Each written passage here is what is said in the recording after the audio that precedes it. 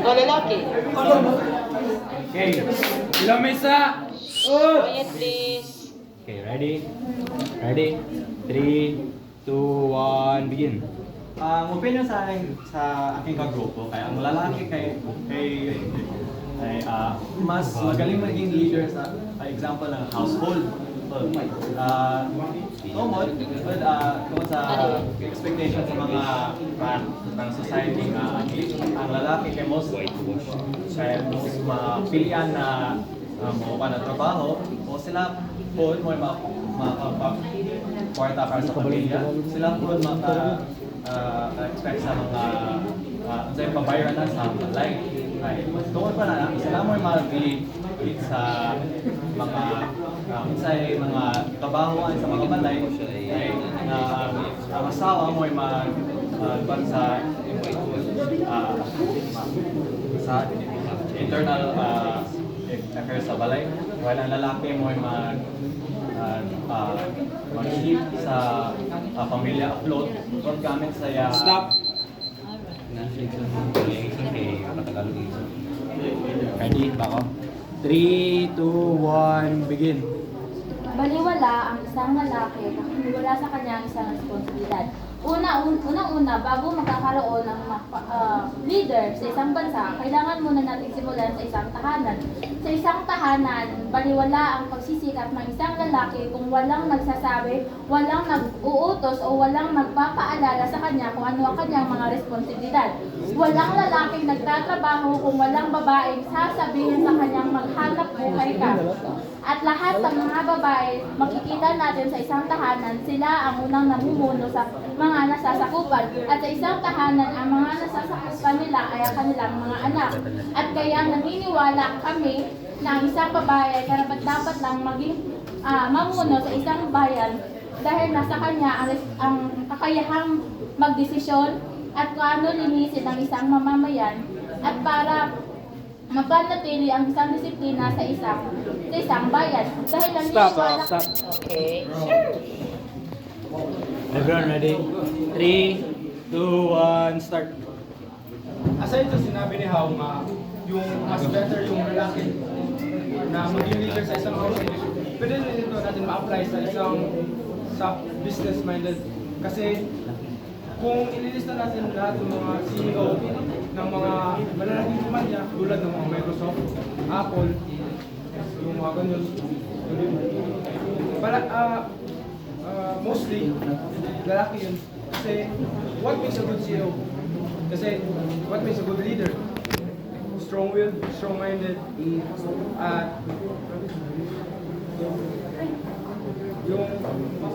at marami pang iba. Lahat yun, that's what makes us a leader. So, yung nilista ko yung Microsoft, Apple, sila yun, si Bill Gates at si Steve Jobs, di ba mga lalaki? At hindi lang sa mga kumpanya, yung mga inventors. Mostly lahat mga lalaki. Okay. Ready, Alvin? 3, 2, 1, begin. ang pagiging leader ay hindi lang natin pwede i-base sa pagiging business-minded. Kasi hindi lang naman business ang kailangan natin para maging leader. Marami din dapat tayong i-considera.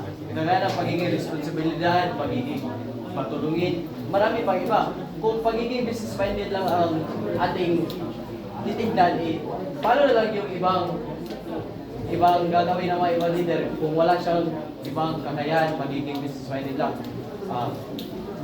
Masubuti talaga kung babae ang maging leader dahil marami silang nalalaman. Sa bahay pa lang, nasa kultura na natin na tinutulungan talaga ng mga babae ang mga lalaki sa pagtulong sa bahay.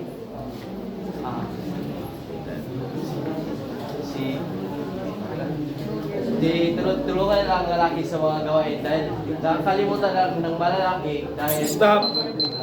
Okay. Ready? 3, 2, 1, begin. So para sa atin, mas mabuti na ang lalaki ang magiging leader, hindi lang sa ating pamamahay or sa business, kundi sa ating din pamahalaan. kung nakikita niyo na ang mga presidente ng ating Pilipinas ay halos puro lalaki. Dahil sila ay mas matapang, mas may kakayahan, lalo na kung may mga sakuna sa iba't ibang bahagi ng Pilipinas. Sila ay matapang na pumunta doon at tulungan ng mga tao na nabiktima. At gaya ng sinabi ni Hegel na ang babae ang dapat maging leader dahil sila ay mas may kaalaman at sila din mas ang dapat masusunod. Sino ba naman ang susunod kung hindi lalaki ang leader?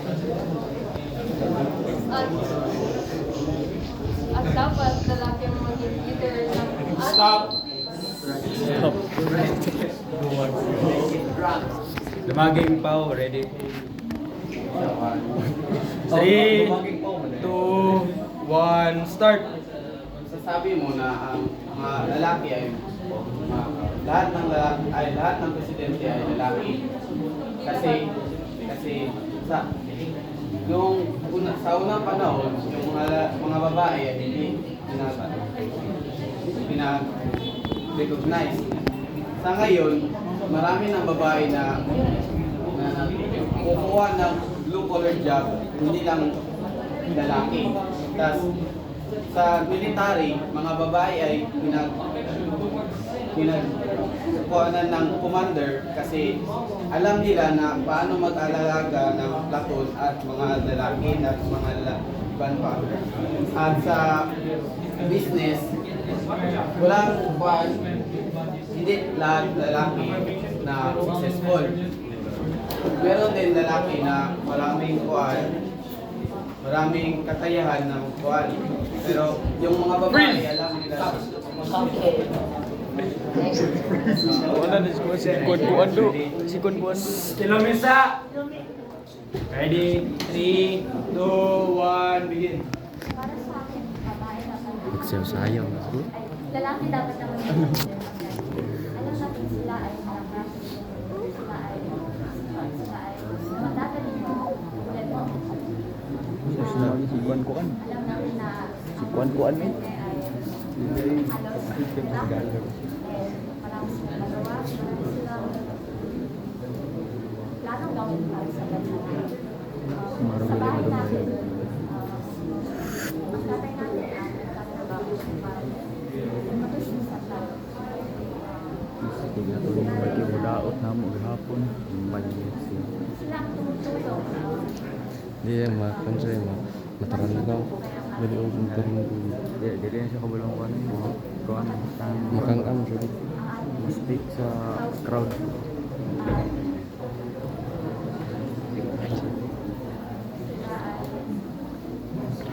Stop! Ready? Pila siya mo? 3, 2, 1, begin. Kung ating yan, tulad dito sa ating mga naging presidente, ang madalas nilang pinipili ng mga leader ay lalaki. Kung kaya dapat bigyan din natin ng chance sa mga babae na maging leader. Hindi lang lalaki ang dapat maging leader dahil ang babae ay may karapatan din silang maging gawin ng mga gawin ng lalaki.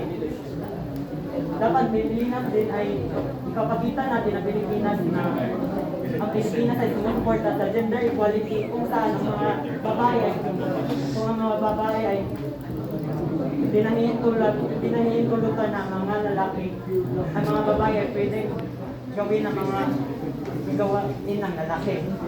Hindi rin dapat natin idadaan ng mga babae sapagkat kaya ng mga babae ang katayahan ng mga lalaki. Dapat maging representasyon ng Pilipinas ng gender equality sa ating Dok, timing kay Che.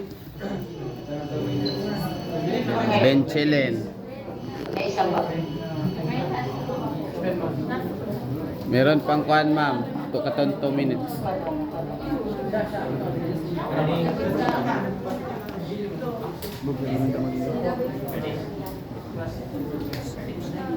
Three, two, one, start.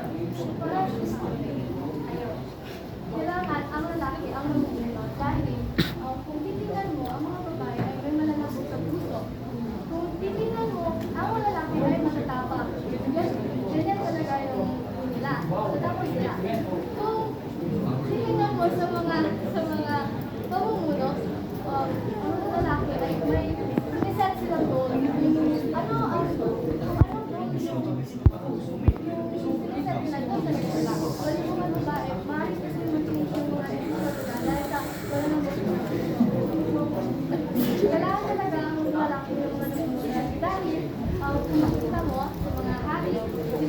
palagi kami well, nandun lang yung Alay na ako, liman. kasi Ay, sila lang naman. Tapos yung mga lalaki, sila yung nagsasabi ko hindi lalaki ang Okay. 3, 2, 1, begin. pati sinabi na ang mga lalaki ay ang mga babae ay mas may malalambot na puso. Dito, masasabi mo na ang babae may mas may etikal na pag-iisip kumpara mo sa lalaki. Sila ay mas may malambot na puso kumpara mo sa mga lalaki sapagkat sila ay nag-iisip at compared sa mga lalaki na sila lang ay nagpapadalos-dalos sa kanilang mga ginagawa. Compared ihahatulan natin ito sa classroom setting. Makikita mo na mas powerful, mas superior ang mga babae kumpara mo sa mga lalaki. Sila ay sumusunod at walang magagawa kapag sasabihin mo na ang babae na ang kaya hindi na susukan ang pagiging leader sa kung ano ang kasalian mo. Kaya kung tatanong ko sa'yo, kung kaya ng lalaki, bakit hindi kaya ng babae?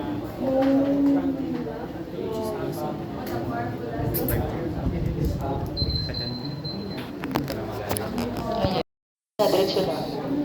3, 2, 1, let the band begin. Kitsa, Gigo. Ani boy. Tilo mesa. Okay, 3, 2, 1, start. Sin kitsa. Dahil sa sabi na ang mga lalaki, ang mga lalaki, meron mga society na expectation sa mga lalaki. Mga dahil sila Sa panahon na yun, kailangan na natin baguhin ang stereotypical mindset na kung saan mas malakas ang lalaki kaysa sa babae. Makikita mo naman na sa mga panahon na yun, ay kakaunti lamang ang mga posisyon political na mga babae kumpara mo sa mga lalaki. Stereotypical mindset na kung saan ang pagiging leader nakabatay lamang sa physical na kasalian ng mga lalaki kumpara mo sa mga babae. At kung mapapansin nyo, ang lahat ng mga kakayahan ng mga lalaki ay nagagawa na rin ng mga babae. Kahit sa pag-iigib at kahit sa mga mabibigat na mga gawain na ginagawa lamang ng kulturang dati ng mga lalaki, ngayon ay ginagawa na namin ng mga babae. At ano ba ang dahilan? Bakit hindi bibigyan ng pagkakataon na maging pinuno ang isang babae? Sa kung saan, kung ibabato nyo sa amin ang pagiging business-minded, paano naman, di ba? Naniniwala kami na sa tagumpay ng isang tao may sa likod niya ay may tulong ng isang ina, ng asawa, ng mga kapwa babae, at lahat hindi nagagawa ng isang lalaki ng mag-isa.